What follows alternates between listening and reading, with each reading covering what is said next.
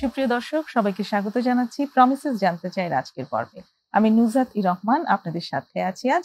আর আজ যে বিষয়টি নিয়ে আলোচনা হবে সেটি হচ্ছে মাদকাসক্তি ও ট্রমা। আর এই বিষয় নিয়ে কথা বলার জন্য আমরা স্টুডিওতে আজ নিয়ে এসেছি একজন সাইকোথেরাপিস্টকে, তিনি রেজিনা পারভিন। কেমন আছেন? ভালো আছি আলহামদুলিল্লাহ।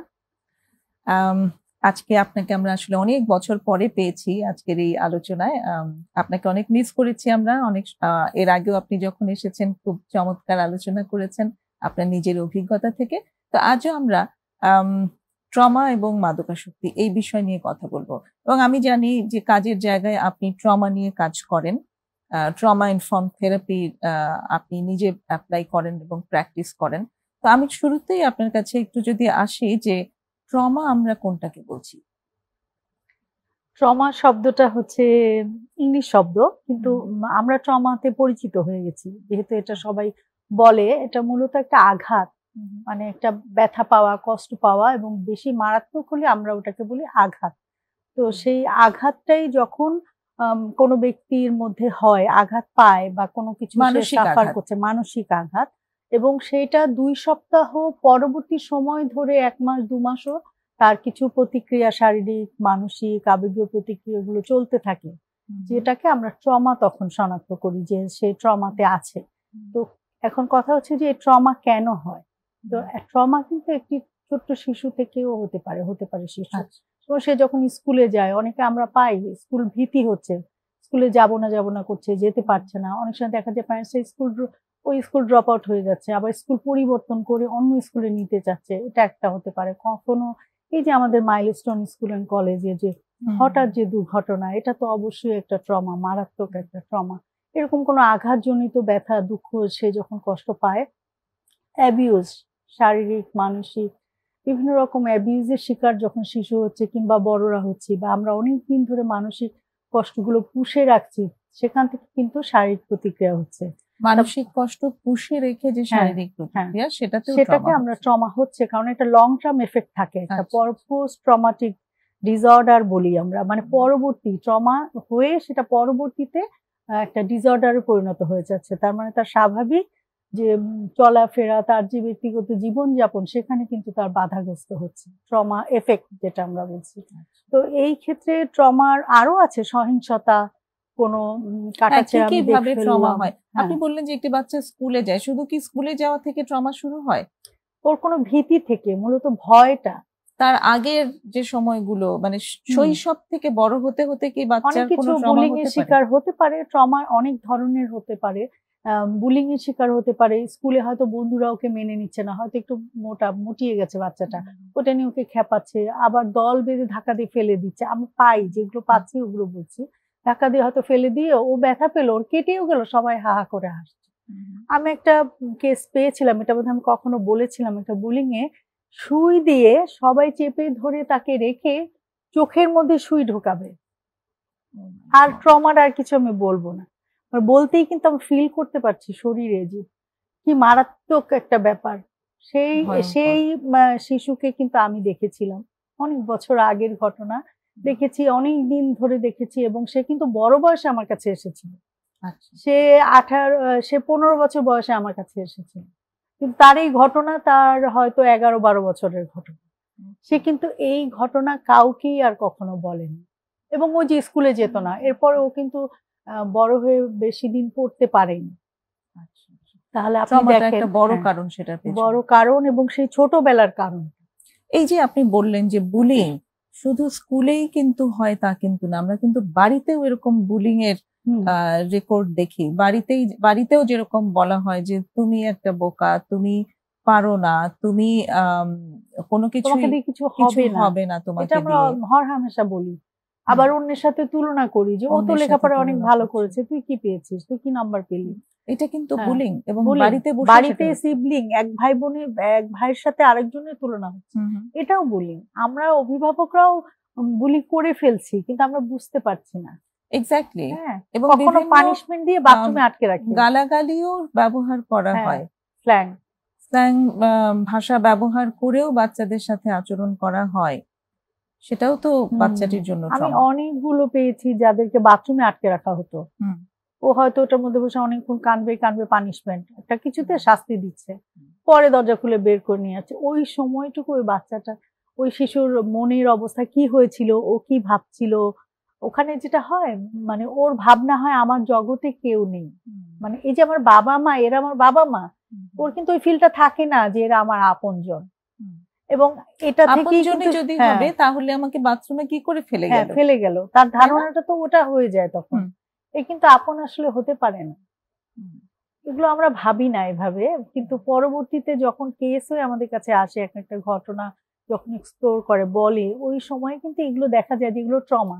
আমরা যেমন ট্রমা তে যেটা করি যে একজন কেস আসলে তার জীবনে কি কি ট্রমা হয়েছিল এবং ইয়ার ওয়াইজ ট্রমাটা আমরা অ্যাসেসমেন্ট করে রেকর্ডটা রাখি, দেখতে চাই। ট্রিটমেন্টের জন্য আমাদের এরকম লাগে যে ওর ট্রমাগুলো আগে আমি জানবো, দেন প্রায়োরিটি বেসিসে ট্রমাগুলো হিল করানোর কাজ করবো ওয়ান আফটার ওয়ান।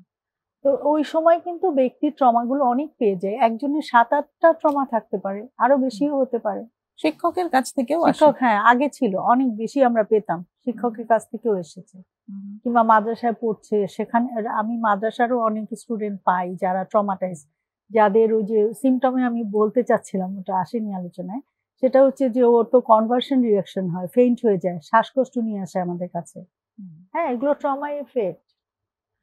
তার কোনো অ্যাবিউসিভ ঘটনা ওখানে আছে, বা কোনো ভয় ভীতি আছে, বা অনেক মেরেছে যে কারণে ওই কথাগুলো সে কাউকে বলতে পারছে না, কিন্তু যেতে পারছে না, পড়তে পারছে না, মুখস্থ হচ্ছে না, এরকম বিষয়গুলো তখন চলে আসে। সেক্সুয়াল হ্যারাসমেন্টের অসংখ্য ঘটনা ঘটে, অনেক শৈশবেই ঘটে। শুধু মেয়েরা নাকি, ছেলেরাও কিন্তু সেক্সুয়াল হ্যারাসমেন্টের শিকার আমরা পাই, আমাদের কাছে অনেকেই আসে, খুবই ভালনারেবল তাদের অবস্থা। কি ধরনের সিমটম নিয়ে আসে তারা? আপনি বললেন ফেইন্ট হয়ে যায়, শ্বাসকষ্ট, আর কি ধরনের সিমটম? একটা কেস আমার মনে পড়ছে, ছেলে, সে পানি খেতে পারতো না, মানে গ্লাসে পানি নিয়ে যে গিলবে সেটা পারতো না, এটা ছিল তার সিমটম। আদার্স তো ছিলই, সে খাচ্ছে না, বা সে বিরক্ত, সে বেড়াতে যাচ্ছে না, সে কোথাও যাবে না, এক রিলেটিভের বাসায় একটু আলাদা করে ফেলেছে, রিলেটিভের বাসায় নিয়ে যেতে চাচ্ছে, সে যাবে না, এবং তারা নিয়ে যাবে আর সে যাবেই না, এরকম একটা অবস্থা। এগুলো সব সিমটম নিয়ে আমার কাছে এসেছিল। পরে তো দেখলাম যে এটা তার অ্যাবিউজের হিস্ট্রি, এবং তার কাজিন দ্বারা। আচ্ছা, ইন জেনারেল অ্যাবিউজের মানে ট্রমার কি ধরনের সিমটম থাকে? ডিপ্রেসিভ মুডে চলে যায়, আচ্ছা, নিজেকে গুটিয়ে নেওয়া, কথা বলবে না, শেয়ার করবে না, ইভেন এরা কিন্তু খাওয়া দাওয়া কমিয়ে দিচ্ছে, স্বাস্থ্য কমে যাচ্ছে, কেউ আছে ওভার খাচ্ছে কিন্তু কমে যাচ্ছে, এটাই বেশি পাওয়া যায়, সংখ্যাটা বেশি। পড়াশোনা করতে পারছে না, তারপরে হচ্ছে যে ওই যে সামাজিকতাগুলো মেনটেন করবে না, গেস্ট আসলে ও রুম থেকে আর বের হবে না, ওর ভেতরে হয়তো কোনো গিল্ট হচ্ছে, যে অ্যাবিউজের ওদের মধ্যে কিন্তু গিল্ট হয়, আমি অপরাধী, আমার এমন হলো, আমি ভুল করেছি, বা আমার সাথেই এটা হলো কেন, এই যে ধারণাগুলো, এটা সব গিল্ট। তো গিল্ট থেকে কি হয়, ওর জীবনের আনন্দ কিন্তু আর থাকছে না, সে মূলত অবসাদে থাকে, বেশিরভাগ অবসাদে। তো এখান থেকে আসলে মাদকাসক্তির কি সম্পর্ক হতে পারে? মাদকাসক্তির অবশ্যই সম্পর্ক, লিডিং, এটা একটা মানে লিড করছে ট্রমাটা। কারণ হচ্ছে যে সে যখন আপসেট থাকছে, যে কোনো কেসে ট্রমা তো এক এক রকম, এবং ট্রমা কিন্তু এক এক ব্যক্তির জীবনে এক এক রকম অভিজ্ঞতা দেয়, মানে এক একজন যে যতটা কনফিডেন্ট সে ফেস করবে, যেভাবে একজন যে নিজে থেকেই খুব তার আত্মবিশ্বাস কম আছে, সে কিন্তু ফেস করতে পারবে না, ইভেন ফ্যামিলি সাপোর্টটাও পাচ্ছে না, সেখানে তার কিন্তু ট্রমাটা মানে অনেক বেশি বেড়ে গেল, সে তো কোনো মানে অসহায়, তার তো কোনো সাপোর্টই নেই। আমি বলবো ভালোবাসা বঞ্চিত হলে তারা ড্রাগসের দিকে বেশি যায়। আমি আমার কাজের ক্ষেত্রে যেগুলো যাদেরকে পেয়েছি, ফ্যামিলি থেকে ভালোবাসা কম আছে যারা, তারা অনেক সময় ফ্রাস্ট্রেশন থেকে যায়, ভালোবাসা খুঁজতে যাচ্ছে, বা বন্ধুদের কাছে শেয়ার করছে, কোনো বন্ধু হচ্ছে ড্রাগে আছে, সে বলছে চল তোকে এক জায়গায় নিয়ে যাই, কখনো কেউ কিউরিসিটি থেকে নিচ্ছে, হ্যাঁ, কেউ ফ্রাস্ট্রেশন থেকে নিচ্ছে। তো ট্রমার সাথে তো ডেফিনেটলি এই বিষয়গুলো রিলেটেড। এখন এক্সপোজারের উপরে নির্ভর করে অনেক কিছু, যেমন বন্ধুটা যদি ড্রাগে না নিয়ে ওকে একটা মুভি দেখাতে নিত, যে চল ওখানে নিয়ে যেয়ে তোর ভালো লাগবে, মুভি দেখি আমরা, সেটা না করে তাকে ওই দিকে নিয়ে গেল। এখন মানে ড্রাগটা এখানে আপনি বলছেন যে এটা কোপিং মেকানিজম হিসেবে তারা ব্যবহার করতে শুরু করে, যে ট্রমায় আছি, আমি আইসোলেটেড আছি, বরং এই যে পেইনটা হচ্ছে সেটাকে আমি ভুলে থাকার জন্য ড্রাগ নিচ্ছি। আর কিছু আছে পিয়ার গ্রুপের প্রেসার, যেটা আমরা বলি যে সমবয়সী শিশুরা যারা কেউ ড্রাগসে আছে ওরা এনজয় করছে, বিশেষ করে মানে ইয়েটা মানে ড্রাগসের তো অনেক রকম আছে, কিছু আছে যে কমন, আমি নামগুলো বলতে চাচ্ছি না, আমরা জানি এটা সবাই জানে, তারপরেও যে একটু ট্রাই করে দেখি না, ফুরফুরা লাগবে, আমাকে খুব ভালো লাগবে, চল না যাই। বা এটা আবার কেউ আছে স্ট্যাটাস মেনটেন করে, যে আমার গ্রুপের ফ্রেন্ডরা সব ড্রাগসে আছে, ওরা যে ক্লাবটা যাচ্ছে বা যেখানে মজা করছে আমিও সেখানে যাই, সো আমি ওই গ্রুপের ওদেরই একজন, বিলং করতে চাই। অনেক ধন্যবাদ। আমরা একটা ছোট্ট বিরতি নিয়ে এসে তারপর আবার কথা বলছি। দর্শক, একটা ছোট্ট বিরতি নেব, বিরতির পর এসে আবার কথা হচ্ছে, সঙ্গেই থাকবেন আশা করি।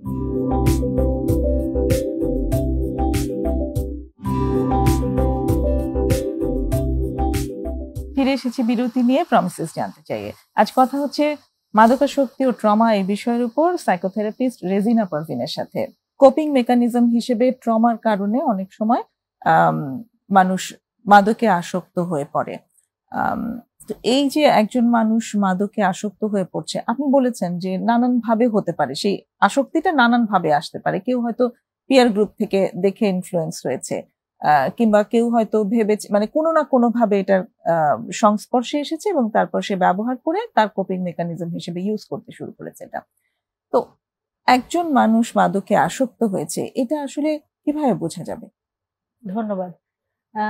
এটা আমি প্রায়শই বলি বিভিন্ন সময়, যে আসলে এই যে বুঝবো কিভাবে, অভিভাবকের জন্য এই কথাগুলো বলা মূলত, মানে আমাদের কখন ড্রাগস নিচ্ছে আমাদের ছেলেমেয়েরা, এটা হচ্ছে 10 থেকে 10-11 এরকমও পাওয়া গেছে।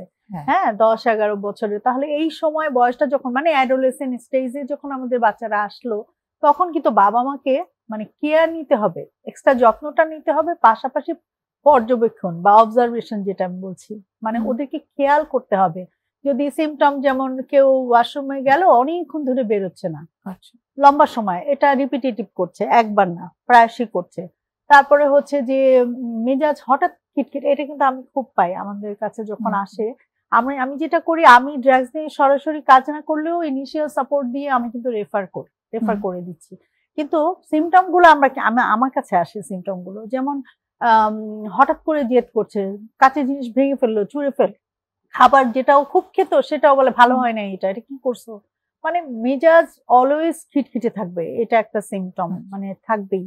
তারপরে সে ভাঙাচোরা করবে, আচরণের আমূল পরিবর্তন হয়ে যাচ্ছে, কখনো সে বাসা বাইরে গেলে আর আসে না, মানে আগে যেরকম ছোট অল্প সময় চলে আসতে এখন আসছে না অনেক সময়। তাহলে তার বন্ধু কারা, কাদের সাথে মিশছে আমার সন্তান, এটা কিন্তু খেয়াল করতে হবে। এবং সবচেয়ে বড় কথা, প্যারেন্টসকে কোয়ালিটি টাইম দিতে হবে, যে আমার শিশু কি করছে বাইরে, কোথায় যাচ্ছে, বন্ধু কারা, গল্প করা, শেয়ারিং করা, ফ্যামিলি টাইমটা দেওয়া, এইটা কিন্তু আমরা করছি না অনেক সময়, আমরা ব্যস্ত, আচ্ছা ওরা ওদের মতো থাক। আর এখন যেটা ডিজিটাল রেজিস্ট্রেশনে যেটা হচ্ছে যে ওরা গেম খেলছে, আচ্ছা ওরা ওদের মতো আছে, মানে আমি দেখছি না ওরা কি করছে, তাহলে ওদের খোঁজটা আমি কিভাবে রাখবো? এই যে সিমটম গুলো বললেন যে অ্যাডোলেসেন্ট টাইমে এই ব্যাপারটা শুরু হতে পারে, তাদের মধ্যে খুব মেজাজ খিটখিটে হয়ে যাচ্ছে, মুড সুইং হচ্ছে, এই যে পরিবর্তনগুলো এর কিছুটা কিন্তু শুধুমাত্র অ্যাডোলেসেন্ট ক্রাইসিসের কারণেও হতে পারে। হ্যাঁ হ্যাঁ, তাই না? তার যে বৃদ্ধির সময়ে যে সমস্ত শারীরিক পরিবর্তন হচ্ছে, মানসিক পরিবর্তন হচ্ছে, সেগুলোও কিন্তু আছে। হ্যাঁ, ওটা আমরা বলি যে এরকম হতে পারে, করতে পারাটা বেশ মুশকিল। মানে আরো আছে সিমটম, যেমন তার বিছানায় যদি পাউডার জাতীয় কিছু আমি দেখছি, বা ঘরের মধ্যে কোনো পেপার টেপার দেখছি, বা আগুনের পোড়া কোনো কাগজ দেখছি, সিগারেটের হঠাৎই দেখছি, যেটা হতেই পারে না যে এই ছেলের ঘরে সিগারেট আসলো কোত্থেকে। সো এই জিনিসগুলা খেয়াল করা। আইবলটা বড় হয়ে যায় অনেক সময়, এটা এক্সট্রিম যারা এডিক্টেড, একেবারে যারা শরীরে নিচ্ছে বিভিন্ন জিনিস, সেটার প্রতিক্রিয়াগুলো একটু ডিফারেন্ট হচ্ছে। তারপরে অনেকের আছে যে নাক থেকে রক্ত কিন্তু শারীরিক বিভিন্ন কারণে পড়ে, কিন্তু এই কোনো একটা ড্রাগসের কারণে স্পেসিফিক নাক থেকে রক্ত পড়ে, তাহলে সেটাও যদি লং টার্ম পড়তে থাকে খেয়াল করতে হবে। ও যদি খাওয়া দাওয়া না করছে, ও ঘুমাচ্ছে না, ও হয়তো আবার লম্বা ঘুমের পরিবর্তনটা কি, যে আগে হয়তো সকালে উঠতো, এখন সে দুপুর 2টায় দরজা খুলছে না, ও নাস্তাও খাচ্ছে না, টেবিলে এসে নাস্তা আমি পেয়েছি, টেবিলে এসে নাস্তা সে খাবে না, বলে রুমের দরজার সামনে টুলে রেখে দাও, মানে দরজা খুলবে না। মানে সেটা মানে মনে পড়ে গেল, রুমের দরজা খুলবে না, টুলের উপরে ট্রেতে করে খাবার রেখে দাও। হ্যাঁ, এভাবে বাবা মাকে সে ডিকটেট করছে। সো তার আচরণের কতটা পরিবর্তন। হ্যাঁ, খাবার কখন খাচ্ছে কোনো খোঁজই নাই, ওর ক্ষুধাও তো লাগছে না। হ্যাঁ, সে লম্বা সময় ঘুমাচ্ছে। তো হয়তো দিনে একবার মিল সে খাচ্ছে, মানে সকালেরটা বাদ মানে স্কিপ করে যাচ্ছে, তো হচ্ছে না তো তার, তাহলে তার ফিজিক্যাল হেলথের কি হবে? আর যার বলছি এই ধরনের ঘটনা, এই কেসের মানুষ ডিটেরিওরেট করে, তারপর তার মানসিক অবস্থার কি হচ্ছে, সে তো অ্যাডজাস্টমেন্ট প্রবলেম হবে। এবং শুধু ড্রাগসের, এখন সে ড্রাগ নিচ্ছে শুধু তাই না, পরবর্তী জীবনে সে কিন্তু ধরেন বিয়ে করবে, ম্যারেজ লাইফ লিড করবে, সেটা সে পারবে না সেইভাবে, এখানে কিন্তু বাধা হবে। তারপরে অ্যাডজাস্টমেন্ট হচ্ছে না, বাবা মার সাথে তো হচ্ছেই না, তারপরে অন্য অন্য মানুষের সাথে কি অ্যাডজাস্ট হবে? বাবা মাকে চরম শত্রু মনে হয় এবং বিশ্বাস সে কাউকেই করতে পারে না। নিজের চিন্তার জায়গাটা তো পরিবর্তন হয়ে গেছে, সে থটফুল কোনো চিন্তা করতে পারছে না, ভালো কি করব সেগুলো নিতে পারছে না, যে যেটার মধ্যে আছে এটাই তার আরামের জায়গা, কমফোর্ট জোন। হ্যাঁ, এটাই কমফোর্ট। তাহলে তার জীবনটাকে আমরা যেটা বলি মাদক মানে মরণ নেশা, এটা একটা কমন ডায়লগ অনেক আগে থেকেই, তো আসলেই তো মরণ নেশা। তবে এটা কিন্তু কিউরেবল, এটা তো ট্রিটমেন্ট আছে, ট্রিটমেন্টে যেতে পারে। হ্যাঁ, সেই জায়গাগুলো করতে হবে আসলে, না হলে আমি আমার সন্তান মরণ নেশায় পড়ে থাকবে, এটাকে আমি চোখে দেখবো? তার মানে বলছেন যে এই মাদকে আসক্তি, এটাকে চিকিৎসা করা যায় এবং চিকিৎসা করলে এটা ভালো হয়। হ্যাঁ, চেঞ্জ আসে, লেগে থাকতে হয়, চিকিৎসাটাও কিন্তু চলমান থাকতে হবে, লেগে থাকতে হয়। আচ্ছা, এই চলমান রাখা একটু বিস্তারিত যদি বলেন। এটা প্রথমেই হচ্ছে যে আমাদের হেল্পে তো আসেই, পরিবারের সমস্যাগুলো নিয়ে আসছে, তার সমস্যা নিয়ে আসছে, আমরা মেন্টাল হেলথের জায়গা দিয়ে যতটুকু সাপোর্ট দেওয়া, এটা কন্টিনিউয়াস প্রসেস। পাশাপাশি আমি যেমন রেফার করে দেবো সাইকিয়াট্রিস্টের কাছে, ওখানে উনি দেখবে, ওনার মেডিকেশন দিবে। সেভাবে যদি প্যারেন্টসকে, ওর প্যারেন্টস কাউন্সিলিং দরকার আছে এখানে, এখানে মেডিসিনের দরকার আছে, মেডিসিনের, হ্যাঁ, এক্সট্রিম হলে সেখানে ওনারা বুঝবেন, সেভাবে ওনারা ট্রিটমেন্টে রাখে, ওনারা ফলো আপে রাখেন। তারপর প্যারেন্টস কাউন্সিলিং মাস্ট, কারণ এই ছেলেটা বা মেয়েটার সাথে কিভাবে ডিল করবে। ও হয়তো মেডিকেশন পেলো, কাউন্সিলিং পাচ্ছে, ওর মোটিভেশনের জায়গায় একটু আসলো, বাবা একটা গালি দিয়ে দিল, মা একটা ইয়ে করে দিল। হ্যাঁ, মানে ভয়ঙ্কর রূপ হয় সংসারে এই, যখন এডিক্টেড থাকে তার প্রতি সবারই বিতৃষ্ণা হয়ে যায়। মানে অনেক ট্রাই করেছিল, একটা সময় বিতৃষ্ণা এসে যায়, আসলেই তাই, সহ্য করতে পারে না তাকে। তখন দেখা যায় মানে তাদেরও রিয়াকশন মারাত্মক। আমি বলবো ফ্যামিলিটাই সিক হয়ে যায়। কাউন্সিলিং সাপোর্ট যদি না রাখে তাহলে শান্তিটা আসলে আসে। আচ্ছা আচ্ছা, মানে পারিবারিক ভাবে এই একজন যদি অ্যাডিক্টেড হয় তাহলে পারিবারিক ভাবে সবাই এফেক্টেড হয়, সবাই প্রভাবিত হয়, এবং তাদের প্রত্যেকেরই তখন একটা হেল্পের ভেতর দিয়ে যাওয়া প্রয়োজন। আর একটা হচ্ছে যে যদি অনেক বেশি এক্সট্রিম হয়, যে ফ্যামিলি সাপোর্ট দিতে পারছে না, সে ভায়োলেন্ট হয়ে যাচ্ছে, তাকে ট্যাকল দেওয়া যাচ্ছে না, তার জন্য কিন্তু রিহ্যাব সেন্টার আছে, যেখানে তাকে ইনহাউস রেখে তাকে চিকিৎসা করা হয়। এটা হচ্ছে লাস্ট চিকিৎসা পদ্ধতি। বাড়িতে বসেও চিকিৎসা করা সম্ভব, কিন্তু রিহ্যাবিলিটেশন সেন্টারে গিয়ে আরো কম্প্রিহেন্সিভ ট্রিটমেন্ট সেটা করা সম্ভব, এবং সেটাও মানে সেটা বেশ আশানুরূপ একটা রেজাল্ট পাওয়া যায় এবং পরিবর্তনও দেখা সম্ভব। খুব চমৎকার এই ইনফরমেশন গুলো, আসলে আমাদের সবার জানা প্রয়োজন, কারণ বেশিরভাগদেরই মনে হয় যে এটা তো ইচ্ছে করলেই বন্ধ করা যায়। নেশা করছে সেটা তো নিজের স্বেচ্ছায় সে নেশা করছে, কাজে স্বেচ্ছায় সেটা বন্ধ করতে পারে, বিষয়টা আসলে তা না। ওটা বডিতে যখন তার ঢুকে গেল জিনিসগুলো বিয়ন্ড কন্ট্রোল, তার কন্ট্রোলে তখন আর থাকছে না। হ্যাঁ, আমরা বাইরে থেকে মনে করি যে হ্যাঁ ছাড়লেই পারে, বাদ দিলেই পারে, সরিয়ে রাখলাম, আটকায় রাখলাম, ওর তো সমস্যা হবে তখন। সেই সাপোর্টটা দিতে মেডিকেল সাপোর্ট গুলো লাগে, তখন মেডিকেলের সাপোর্ট প্রয়োজন, কারণ এটা একটা সাবস্টেন্স শরীরের মধ্যে এসেছিল, যখন চলে যাচ্ছে তখন সেখানে কিছু এমপ্টিনেস তৈরি করে দিচ্ছে, উইথড্রল হয়, তখন সেই সময় সাপোর্টটা দরকার। এই ট্রমার দিকে এবার যদি আমরা আবার একটু ফিরে যাই, তাহলে এই মানুষগুলোর সাথে কি ট্রমা নিয়ে কাজ করার সুযোগ আছে? হ্যাঁ, তবে আগে তার ড্রাগের ট্রিটমেন্টের পরে। আচ্ছা, কারণ তাকে তো মোটিভেশন, পাশাপাশি কিছু কাজ থাকবে, তার রেগুলার অ্যাক্টিভিটি, তার যে সেখানেও কাউন্সিলিং দরকার আছে, মোটিভেশনের ওয়ার্কটা থাকবে, কিন্তু ট্রমা হিলিং এর জন্য যে কাজটা লাগবে সেটা কিন্তু একটা স্টেজে যেয়ে করতে হবে, তাকে সেটেল ডাউন করে দেন তখন সেটা নিয়ে কাজ করতে। সেটেল ডাউন করা বলতে কি মানে সে ড্রাগে আছে, ড্রাগ সরানো হচ্ছে, তার বডিতে রিয়াকশন হচ্ছে, সে তো তখন অস্থির অন্য কিছুর মধ্যে আছে। ওই সময় যদি তারও আবার শিডিউল থাকে যে ট্রমা থেরাপিস্টের সাথে বসে সে কাজ করবে, সে তো কনসেন্ট্রেশন দিতে পারবে না। সে যখন কুল থাকবে, ভালো ডেটোরেট যে করেছিল সেখান থেকে যখন অনেকটাই পরিবর্তন আসবে, হয়তো মোটামুটি আপনি যদি এরকম বলি যে 7% তার ওভারকাম হয়ে গেছে, আর কিছু বাকি আছে, প্লেস ট্রাই, তখন তার সাথে বসে আমরা কথা বলতে পারি। আচ্ছা আচ্ছা, ওকে। ট্রমাটা তার প্রসেসে পরবর্তীতে আসবে, কিন্তু ইমিডিয়েটলি তাকে আগে মাদক নিয়ে ডিল করতে হবে, তারপরে ট্রমা। আরেকটা বিরতির সময় হয়ে এসেছে, তারপরে সে আবার কথা বলছি। দর্শক, আরেকটা বিরতি নেব, সঙ্গেই থাকবেন আশা করি।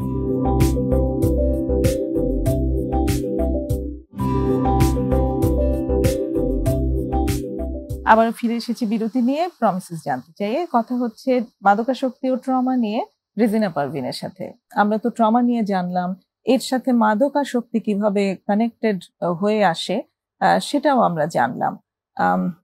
একটু যদি এখন চোখটা একটু অন্যদিকে যদি ফেরাই নজরটা, যে এই যে বাচ্চাটি একটা ট্রমা নিয়ে বড় হয়েছে বা কিছু ট্রমা নিয়ে বেড়ে উঠেছে, সেখানে পরিবারের আসলে কি কোনো ভূমিকা আছে? হ্যাঁ, আমি কিন্তু বলছিলাম যে পরিবারের সাপোর্ট দরকার হয়, যে ড্রাগে যারা যাচ্ছে বা ট্রমায় যারা থাকছে, ফ্যামিলি সাপোর্টটা দরকার হয়। এখন ফ্যামিলি সাপোর্ট দিবে তখনই যখন সে শান্তিতে থাকবে, ভালো থাকবে। এক্স্যাক্টলি, মানে ফ্যামিলির মধ্যেই যদি ট্রমাটা নিহিত থাকে, হ্যাঁ, তখন কেমন? তখন আমার বাচ্চাকে আমরা সেফে রাখছি, এটা বলবো কিভাবে? হ্যাঁ, মানে ফ্যামিলির এখানে একটু কনটেক্সট যদি বলেন যে কি কি রকম হতে পারে। যে আমরা যে আমাদের মানে ব্যক্তিগত জীবনে বাবা মা যারা থাকছেন তাদের মধ্যে সংসার জীবনে অনেক রকম অশান্তি থাকতেই পারে, মতের অমিল থাকতেই পারে, কিন্তু আমরা কতটা একজন একজনকে অ্যাডজাস্ট করে নিচ্ছি, খাপ খাচ্ছি কিনা। আমি একজনই খাপ খাওয়াবে আর একজন স্টে ব্যাক থাকবে, তাহলে ওটা কি খাপ খাওয়ানো বলবো? আমি বলবো না। তো এরকম করে যেটা যখন বিবাদ হয় একটা ঘরে, একটা সংসারে, ছেলেমেয়েরা কিন্তু তাকে তাকে দেখছে। ইভেন আমি তো আসলে কাজও করেছি আইন ও সালিশ কেন্দ্রীয় অর্গানাইজেশন, সেখানে আমি কিন্তু ভায়োলেন্স কেসগুলো পেতাম অনেকই। তো সেখানে হিউজ ট্রমা।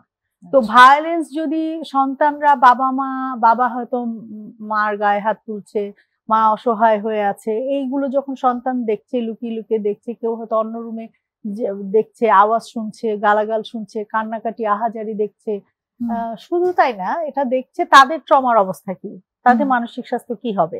বাচ্চারা অনেক ভালনারেবল। শুধু তাই না, দেখা যায় অনেক আছে যে যাদের ডিভোর্স হয়ে গেছে, সংসারটা ভেঙে গেছে, তখন কি হয়, শিশুকে নিয়ে কারাকারি চলতে থাকে। এটা আমার বাচ্চা, আমি আমার কাছে থাকবে, এটা আমার বাচ্চা আমার কাছে থাকবে। এই যে একটা টানা পড়েন আমরা কাজ করতে গিয়ে দেখেছি, এখানে মায়ের আসলে একটু দাবি আইনের জায়গা থেকেও একটু মানবতার জায়গা থেকে একটু বেশি থাকে, যে সন্তান ছোট হলে মায়ের কাছে থাকবে শিশু। কিন্তু অনেক সময় পাওয়ারফুল যে বাবারা আছেন, ওনারা তখন কি করে, প্রতিযোগিতা চলে যায়, তখন মনে করে আমি আমার সন্তানকে নিয়ে এসে তাকে কষ্ট দিব। ওয়ারেস আমার সন্তান যে ট্রমাটাইজ, আমার সন্তানের যে মাকে দরকার আছে, এই মানবতা জ্ঞান কিন্তু তখন আর তার থাকছে না। সে কি করছে, সে প্রতিযোগিতা, সে যুদ্ধে যাচ্ছে এবং তাকে কষ্ট দেওয়ার জন্য, কিন্তু সেখানে শিশু কিন্তু ট্রমাটাইজ হয়ে থাকছে। তাহলে বাবাকে পাচ্ছে না, মিস করছে, মাকে পাচ্ছে না, মিস করছে। কখনো দেখা যায় ওরা সপ্তাহে একবার বাবা বাড়ি যাচ্ছে, আর একবার মার কাছে থাকছে, বাবা বাড়ি গেলে আবার নেগেটিভ অনেক কথা বলে দেয় মার নামে, ওইটাতেও বাচ্চা ট্রমাটাইজ হয়ে যায়, যে আমার মা তাকে নিয়ে সবাই এই বললো, দাদু এই বললো, বাবা এই বললো। তো দিস আর অল ট্রমা, মানে লিড করে সোজা কথা। বাচ্চার জন্য এগুলো নেওয়া ভীষণ কঠিন, এবং বাচ্চা তো অ্যাকচুয়ালি ডিজার্ভ করে না এই জিনিসগুলো দেখা। সেটাই, সুন্দর একটা পরিবেশ দিতে হবে আমাদের সন্তানদের। এক্স্যাক্টলি। তো এই জায়গাটিতে যেমন কিছু মাইন্ডসেট আমি দেখি আমাদের সমাজে, ফ্যামিলির ছেলেপেলেরা কিন্তু ড্রাগসে অনেক যায়, এবং সেখানে যারা পরিবারে আছেন, মানে পরিবারের যারা অভিভাবক আছেন, তাদেরও অনেক সময় মাদকাসক্তি একটা কোপিং মেকানিজম হিসেবে ব্যবহার করতে দেখা যায়। সেখান থেকেও বাচ্চারা মানে উৎসাহ, মানে ইন্সপায়ার্ড হয়ে তারপর নিজেরা ব্যবহার করছে, সেরকমটাও দেখা যায়। একটা সোশ্যাল হয় যে এটা তো আমার মা নিয়েছে, আমার বাবা নিয়েছে, আমার জন্য এটা কোনো ব্যাপার না। একটা সোশ্যাল মাইন্ডসেট জায়গাটা আমি একটু অ্যাড্রেস করতে চাই। সেটা হচ্ছে যে এরকম যে অনেক সময় দেখা যায় যে একটি বিয়ে হয়েছে, সেই বিয়ের সম্পর্কটি খুব স্মুথ যাচ্ছে না, তো তখন অনেকেই মনে করতে থাকে যে একটা বাচ্চা যদি চলে আসে তাহলে সম্পর্কটা খুব ভালো হয়ে যাবে।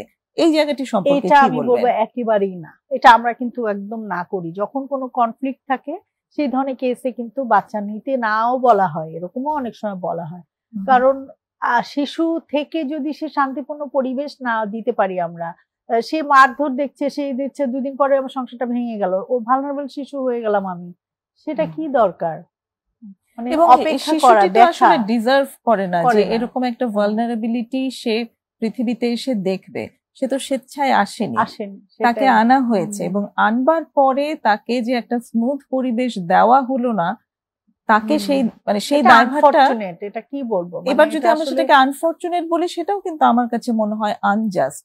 কারণ হচ্ছে এই আনফরচুনেট মানে এই দুর্ভাগ্য তো নিয়ে সে আসেনি, দুর্ভাগ্যটি তাকে আমরা তৈরি তৈরি করে দিচ্ছি। আমি একটা জিনিস বলি, যখন কোনো প্রি ডিভোর্স কেস আমার সামনে থাকে, আমি কিন্তু বাবা মাকে একসাথে নিয়ে বসি, কখনো আলাদা নিয়ে বসি। হ্যাঁ, তো সেখানে মোটিভেশন যে একটা, যে আপনার আদরের সন্তানটাকে আপনি কোথায় ফেলে দিচ্ছেন? আপনার আদরের সন্তানের সামনে ফিউচারটা কি? ওকে তো আপনি স্বেচ্ছায় ভালনারেবল করে দিচ্ছেন। আপনারা কি করছেন সেটা একটা ব্যাপার, কিন্তু শিশুটা কি হচ্ছে তার? অনেকে কিন্তু ব্যাক করে। এই সিম্পল বলবো না আমি, এটা একটা অনেক বড় কথা। তার সামনে যখন দেখিয়ে দেওয়া হয় যে তার সন্তান রাস্তায় পড়ে গেল, হ্যাঁ, স্কুলে গেলে আমরা তো আবার অনেক রকম কেস পাই, যেমন স্কুলে যায় যে বাচ্চারা যার বাবা নাই, বাবা আসে না, তো অন্য বাবারা আসলে সে কান্না করে, সেদিন সে সিক হয়ে যায়, সেদিন রাতে হয়তো সে বিছানা বিছাচ্ছে, কারণ কি জানে না। হ্যাঁ, বাবাকে এক্সপেক্ট করে যে সবার বাবা এসেছে, আমার তো বাবা আসেনি, তেমনি মাও, আমার মা নেই। হ্যাঁ, খুব অসহায় একটা পরিস্থিতি আসলে। এই শিশুটিকে কি সান্ত্বনা আমরা দিব, তাই না? একজনকে আমি এরকম পেয়েছিলাম যে ওর মা ছিল না, মা ডিভোর্স ছিল এবং এটাকে ও নিজের একটা ফল্ট হিসেবে দেখতো যে মা না থাকাটা হচ্ছে এবং মা হচ্ছে সঙ্গে নেই, অন্য কোথাও আছে, এটা একটা তার অনেক বড় ফল্ট, একটা নিজের জীবনের কমতি। এইভাবে সে নিজেকে গিল্ট ভেতরে, কিন্তু এই গিল্টটার কিন্তু সে নিজে যোগ্য না, এটা এই গিল্ট আসলে তার না, এই ট্রমা তৈরি করা এবং হয়তো মা বাবার মধ্যে আসলেই হচ্ছিল না, সেটার জন্য আমাদের সামাজিক এবং রাষ্ট্রীয় কাঠামো এবং ধর্মীয় কাঠামোও আছে যে বিচ্ছেদের যে ব্যাপারটি, কিন্তু বিচ্ছেদ তো সবসময়ই সব শিশুদের জন্য ভয়ঙ্কর, ট্রমাটিক। এখন আবার এটাও আমরা বলবো না, আমিও তাই কাজ করতে গিয়ে দেখেছি, যেটা বিচ্ছেদ হবার যে সংসারটা, যেখানে একসাথে আসলে থাকার মতো না, মানে রিস্কি, ভায়োলেন্স অনেক বেশি, সেই সংসারটা একসাথে থেকে ওই বাচ্চাটা, শিশুটি ভায়োলেন্সটি দেখবে, দেখে বড় হবে ট্রমা নিয়ে, সেটা কিন্তু সাজেস্ট আমরা করতে পারি না। হ্যাঁ, এক্স্যাক্টলি, আমরা তো কোনোটাই সাজেস্ট করব না, কিন্তু দুটারই কিন্তু সমস্যা, এটা মানে একদমই উভয় সংকটের মতো একটা ব্যাপার যে এই বাচ্চাটি ওই পরিবারে থেকে যেমন ট্রমার শিকার হচ্ছে, তেমনি যখন মা বাবা দুজন আলাদা হয়ে গেল, বাবাকে দেখছে না, তখন সে ট্রমার শিকার হলো। এই বাচ্চাটির ট্রমা কিন্তু কোনোখান থেকেই ঠেকানো সম্ভব না। তো কাজে যেটা সবচেয়ে বেশি প্রয়োজন যে ট্রমা যাতে না হয়, সেজন্য ওর জন্য যা দরকার সেটা তৈরি করা এবং নিজেদের ভিতরে বোঝাপড়া ঠিকঠাক থাকলে তবেই একটা সন্তানের প্ল্যান করা, তাই না? এই জায়গাটিতে অ্যাকচুয়ালি অনাদিকাল থেকেই একটা মানে ওই প্রচলন আছে, নীতি, এটা অনাদিকালের নীতি যে বিয়ে হলে, বাচ্চা হলেই সবকিছু ঠিক হয়ে যায়। মাদকাসক্তি চিকিৎসার ক্ষেত্রেও অনেক সময় বলা হয় যে একটা বাচ্চা নিয়ে নাও, অনেকে এরকম বলে যে আমরা কি বিয়ে করিয়ে দিব, বউই তাকে টেক কেয়ার করবে। হ্যাঁ, বউ কিভাবে টেক কেয়ার করবে, এই পরিস্থিতি সে জানে না কিছুই। এবং আরেকটি ব্যাপার হচ্ছে যে এই যে বউ যে তাকে টেক কেয়ার করবে, যে মেয়েটি আসবে, সেই মেয়েটি কি ডিজার্ভ করে একজন অসুস্থ মানুষকে, কি সে ডিজার্ভ করছে কিনা, তারও তো একজন সুস্থ স্বাভাবিক মানুষ পার্টনার হিসেবে পাওয়ার অধিকার আছে, তাই না? এটা একটা প্রতারণার মতোই একটা ব্যাপার হয়ে যায় যে আমি আমার সন্তান অ্যাডিক্ট, আমি বিয়ে দিয়ে দিলাম একজনের উপরে, তার দায়িত্বটা আসলে আমি চাপিয়ে দিলাম। হ্যাঁ, অবশ্যই, এটা না জানিয়ে তো এই ধরনের, এটা তো করাই যাবে না। আবার ডিসেবিলিটি কেসগুলো যখন আমরা দেখি, এখানেও আমি দেখেছি মেয়েরা একটু বড়, যার ইপিলেপসি আছে, হয়তো মা বিয়ে দিতে চাচ্ছে, আমাদের কাছে আসলে আমরা কিন্তু খুব এনকারেজ ওটাতে করতে পারি না, কারণ তার পরবর্তী সন্তান আবার ইপিলেপসি হবে বা অটিজম হলে অটিজম হবে, কিন্তু অনেকে প্যারেন্টসরা দেয়, মানে দেয় কেন, শিশুর জন্য কিন্তু দিচ্ছে না, বলছে যে আমার একটা ছেলের বউ দেখবো, বা ওর একটা তাদের বাচ্চা হবে, নিজেদের আমি একটা প্রয়োজনে। নিজেদের প্রয়োজন, ওর একটা বাচ্চা হলে আমার একটা নাতি পাবো।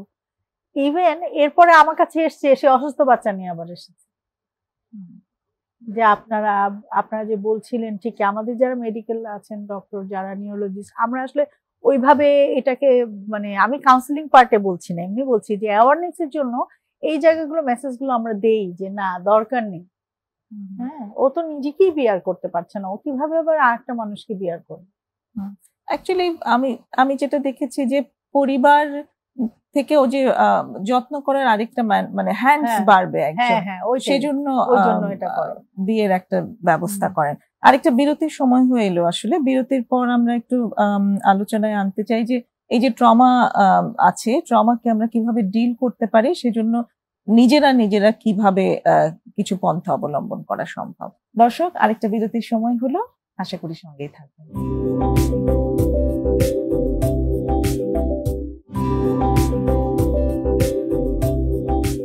ফিরে এসেছি প্রমিসেস জানতে চাইয়ে। কথায় কথায় আসলে আমরা একদম শেষ পর্বে এসে গেছি। আজ কথা হচ্ছে মাদকাসক্তি এবং ট্রমা নিয়ে রেজিনা পারভিনের সাথে। যে শেষ অংশটুকু আছে সেখানে আমরা কনসেন্ট্রেট করতে চাই। এই যে ট্রমা এবং সেখান থেকে মাদকাসক্তির মতো একটা ব্যাপার ঘটে যায়, এই ট্রমা ম্যানেজমেন্টে আমরা নিজেরা কিভাবে কাজ করতে পারি? ধন্যবাদ। অবশ্যই তো নিজেকে নিয়ে কাজ করতে হবে, এটা হলো প্রথম। তার মানে সেলফ কেয়ার, নিজের যত্ন। প্রথমেই হচ্ছে নিজের যত্ন নিতে হবে। কিভাবে যত্ন নিবে? সেটা হচ্ছে মনের যত্ন, শারীরিক, মানসিক, আবেগীয়, তিনটা ক্ষেত্রেই কিন্তু যত্ন নিতে হবে। প্লাস বিহেভিয়ারের জায়গায় চেঞ্জ আসে ট্রমার ক্ষেত্রে, সেইগুলো নিয়েও কিছু কাজ করতে হবে। কিন্তু যদি তার নলেজ না থাকে, অ্যাওয়ারনেসটা না থাকে, তাহলে সে পারবে না। তো একটু ছোট্ট করে যদি যোগ করি, যেমন আমাদের অল্প দিনের মধ্যে আসলে খুব বড় একটা জাতীয় ট্রমা ঘটেছে, যেমন মাইলস্টোন স্কুলের যে দুর্ঘটনাটি ছিল, এটাতে কিন্তু মোরলেস অনেকে ট্রমাটাইজড, এবং যারা ওখানকার ছিল তারা ভীষণ ট্রমাটাইজড হয়েছে। তো এই জায়গাগুলোতে কিভাবে নিজেরা এবং অন্যরা, এখন তো প্রায় অনেকটা দিন হয়ে গেল, প্রায় মাসখানেকের কাছাকাছি বোধহয় হয়ে গেল আমাদের এই অনুষ্ঠান আজকে হতে হতে, তো সেই জায়গাটাতে কিভাবে তারা তাদের ট্রমা নিয়ে কি করতে পারে এবং তার চারপাশের মানুষটাই বা তার জন্য কি করতে পারে? এটা আসলে খুবই অ্যাক্সিডেন্টাল ঘটনা এবং কেউ প্রস্তুত ছিল না, হঠাৎ ঘটে গেল। তো সেক্ষেত্রে তো আসলে ইমিডিয়েট ক্রাইসিস ম্যানেজমেন্ট যেটা কথা, যেমন এখন কেউ কেটে গেছে কোনো জায়গা, সেটা ব্যান্ডেজ করতে হবে, বা পুড়ে গেছে যে দৌড়ে তাকে এখন হসপিটালে নিতে হবে। এই জায়গাগুলো অলরেডি সেই জায়গাগুলো করা হয়েছে, যা ম্যানেজমেন্টে অনেকেই ছিল সাপোর্টে, টিচার, প্রাথমিক জায়গাগুলো ছিল। কিন্তু মনটা কিন্তু তখন কিন্তু মনের জায়গাটা কিছু করা হয় না ওই সময়টা, ইনস্ট্যান্ট। তখন মনের আবেগ কিন্তু উত্তাল, মানে অ্যাংজাইটি, ভয়, চিৎকার, কান্না, আহাজারি, মনটার অবস্থা কিন্তু ওভাবেই চলছে। ওভাবে চলে, যেটা আমি বলবো যে একটু স্লো যেতে হয়। আমি একটু বলি, আমি যখন বার্ন ইউনিটে কাজ করেছি, তখন যেটা ছিল, তখন তো ওরকম পোড়া রুগীদেরই দেখেছি খুব সিরিয়াস। ইভেন আইসিইউর মধ্যেও এক রুগীকে আমি গিয়েছিলাম, এটা বলছি 18 সালের কথা। আমি অ্যাসিড বার্ন নিয়ে যে আমি জব করতাম আর কি, তখন যে কাজ করেছি সেটা বলছি। তো সেই সময় ইমিডিয়েট সেই আইসিইউর পেশেন্টের কাছেও আমাকে কিন্তু পাঠানো হলো। আমি নিজেও ভাবছি যে আমি কি করব। তো এটা মনে আছে কিনা, আমাদের পড়াশোনার ক্ষেত্রে একটা কথা ছিল, বি উইথ দ্য ক্লায়েন্ট। তো আমি ওখানে শুধু বি উইথ দ্য ক্লায়েন্ট ছিলাম। তার সারা শরীর ব্যান্ডেজ, মানে অ্যাসিড, শুধু ওর হাতের আঙ্গুলের জায়গা আমি জাস্ট এই জায়গাটা ধরেছিলাম, এবং প্রায় মনে হয় 45 মিনিট ওরকম ছিলাম। কিন্তু হাতটা টাচ করার সাথে সাথে মানে চোখ দিয়ে গড়িয়ে গড়িয়ে কিন্তু পানি পড়ল। এটাই থেরাপি, এটাই সাপোর্ট, ওর সাথে থাকা। তো এখন ক্রাইসিস অনুযায়ী বুঝে বুঝে কাজ করা। তো ফ্যামিলি মেম্বার যে কান্না করবে, ওকে জড়িয়ে ধরা, ওকে কাছে নেওয়া, প্রতিবেশীরা কি করবে, এখানে সিম্প্যাথি আর এমপ্যাথি বলে একটা কথা আছে। ও কষ্টটা সমমর্মী হয়ে আমি বুঝবো, কিন্তু আমি যদি ওর কষ্টটা না বুঝবো, এই এত ইয়ে করো না, এরকম, আচ্ছা বসো এখানে, আচ্ছা আচ্ছা শান্ত হও, আচ্ছা শান্ত হও, বারবার আমরা গ্রিফের ক্ষেত্রে বলি স্টে, মানে তার সাথে থাকেন, কিন্তু কিছু দরকার নাই, কিছু বলতে হবে না। এই বলাটা কিন্তু ঠিক না ওই সময়, যেটা আমরা করি, আমরা জানি না যারা আমরা করি, কিন্তু আমরা যখন কাজ করি, আমার সামনে যদি ক্লায়েন্ট কোনো ট্রমা ইভেন্ট বলতে যে কাঁদতে কাঁদতে বা গ্রিফে শোক নিয়ে যখন বলে, সে কান্না করলে সে 20 মিনিটস কাঁদবে। আমরা হয়তো টাচও সবসময় করি না, সবাইকে তো ওইভাবে টাচ করবো না, কিন্তু আমি সাথে থাকি, I am there for you, এই ফিলিংসটা দাও যে আমি তোমার সাথে আছি, পাশে আছি। এই জায়গাগুলো সেলফ কেয়ার মনের। আর এনার্জি ফিল করার জন্য যার ভেতরে অনেক উত্তাল চলছে, কষ্ট চলছে, অ্যাংজাইটি, সে তখন থামবে না, সে এগুলো করতে হবে, এটাও একটা হিলিং, এটা হয়ে হয়ে শেষ হবে। প্রচুর কাঁদবে, কাঁদবে, হ্যাঁ কান্না করতে ওই সময় তাকে একটু মানে হেলথ কেয়ারও দরকার, জুসি খাবার টাবার খাওয়ানো, তখন তো খেতেও চায় না, একটু করে খাবার দেওয়া ইচ্ছাও করে না, কিন্তু 3 দিন যদি না খেয়ে থাকে তাহলে তো তার হসপিটালাইজড হতে হবে, তো তাকে তো একটু একটু খাওয়াতে হবে। আচ্ছা জুসি দেই, সলিড খাবার খেতে পারবে না, তাকে তখন এও একটা ট্রমা যে আমার পরিবারের হয়তো একজন চলে গেছে কিন্তু আমি বেঁচে আছি, আবার আমাকে অবশ্যই আমাকে আমার জীবন চালিয়ে নিতে হবে, সেও এক ট্রমা। যে মানে এটাও তো মেনে নিতে কষ্ট হয়, তাই না, যে আমাকে আমার জীবন চালাবার জন্য এখন খেতে হবে, আমাকে ঘুমাতে হবে, আমাকে নিজের জন্য কিছু না কিছু করতে হবে। হ্যাঁ, সেটাও কিন্তু মেনে নিতে ভীষণ কষ্ট হয়। সেই জায়গাগুলোতে চারপাশে যারা আছেন তাদের খুব এখানে ভূমিকা রাখবার প্রয়োজন আছে, অন্যরা দেখবে। আর একটা হচ্ছে যে আমি এরকম ক্রাইসিসে সে নিজে কিছু আসলে করতে পারে না, পাশের সাপোর্ট গুলা দরকার, তাকে একটু হোল্ড করে রাখা, টাচ করা, হয়তো কেউ একটু মাথাটা আঁচড়ে দিল, চুলটা একটু করে সুন্দর করে বেঁধে দিল, মানে বিভিন্ন ভাবে করা যেতে পারে এই জায়গাগুলা। আর যখন সে একটু ভালো লেভেলে আসবে, বেশ অনেকটা দিন যাওয়ার পর, 7 দিন গেল, বা ব্রিদিং এক্সারসাইজ আমরা বলি, ডিপ ব্রিদিং, লম্বা একটা শ্বাস নিয়ে 5 সেকেন্ড ধরে রেখে ধীরে ধীরে ছাড়বে, নেওয়ার সময় ফিল করবে যে আমি আমার এনার্জি গুলো নিচ্ছি, পজিটিভ চিন্তাগুলো নিচ্ছি, একটু শান্তির অনুভূতি নিচ্ছি, আর পেইন ফেলে দিচ্ছি, কষ্টগুলোকে বের করে দিচ্ছি, এই ধরনের ফিল করতে পারে। কতক্ষণ করবে, মানে কবার? এটা 5 বার করবে ব্রিদিং এক্সারসাইজ অন্তত 5 বার, সে যদি পারে। আবার অনেকের আছে সাফোকেটেড ফিলিং আছে, সে পারবে না, তাহলে এখন দরকার নেই, মানে সে রেডি না, আরো সময় নিয়ে করতে হবে। ভালো যদি সে ফিল করে তখন সে এটা 2 বার করতে পারে। আচ্ছা, হ্যাঁ, রাতে ঘুমের সময় করতে পারে, সকালে করতে পারে, খুব কাছের মানুষের কাছে শেয়ারিং করতে পারে। আচ্ছা, মানে সবার কাছে না, যাকে আমি ভালোবাসি, যাকে পছন্দ করি, যাকে আমি আস্থা পাবো যার উপর, তার কাছে কষ্টগুলো শেয়ার করতে পারে। আচ্ছা, শেয়ারিং, হ্যাঁ, কিছু চাওয়া থাকলে সেটা করতে পারে, এবং নিজের লাইফস্টাইলটা রেগুলারাইজ করা আগের মতো। আবার আমি ঠিক আছি কিনা, আমি যদি ঠিক না থাকি সংসারটা তো চলবে না, বাচ্চাগুলো তো ঠিকভাবে খাচ্ছে না, ওরাও তো চলছে না। অনেকে ওই সময়টা দেখায় যে দেখো তোমার বাচ্চাদের জন্য তুমি করো, আমরা এটা বলি। হ্যাঁ, তা আমি বলবো নিজের জন্য করো, বাচ্চাদের জন্য করো, নিজের জন্যই আসলে প্রথমে করা প্রয়োজন, তাহলে আমি অন্যদের জন্য করা পারবো। আর একটা জিনিস হচ্ছে প্রেজেন্টকে একটু সামনে আনানো, আরো পরে, যে আমি কোথায় আছি খেয়াল করা, আমি কি করছি।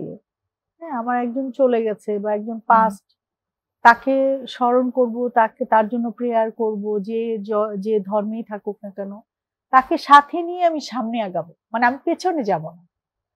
এই ফিলিংসটা আনা আস্তে আস্তে, কিন্তু খুব দ্রুত কিছু না। আচ্ছা, এটা হতে পারে 6 মাস বসে হবে, দ্রুত না, বছর বসে হতে পারে। খুব স্লোলি, অনেক সময় নিয়ে তাকে সাহায্য করা, এবং তিনি নিজেও যাতে আস্তে আস্তে সেখান থেকে কোঅপারেটিভ হতে পারে। সিম্পটম থাকলে মেন্টাল হেলথ সাপোর্ট নিতে হবে, এবং সিম্পটম আসলেই থাকে এই ধরনের ক্ষেত্রে, যে কোনো ট্রমার ক্ষেত্রে সিম্পটম থাকে, এটা একদম সাজেস্টেড।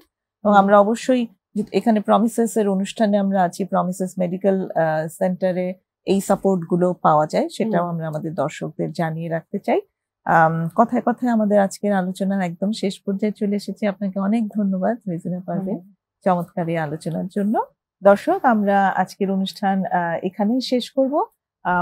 আশা করছি আপনারাও নিজেদের যত্ন নেবেন, খেয়াল করবেন, এবং যে কোনো ট্রমায় আপনারা নিজেদেরকে সাপোর্ট করবেন, যে কোনো মেন্টাল হেলথ সাপোর্টারের কাছে যাবেন।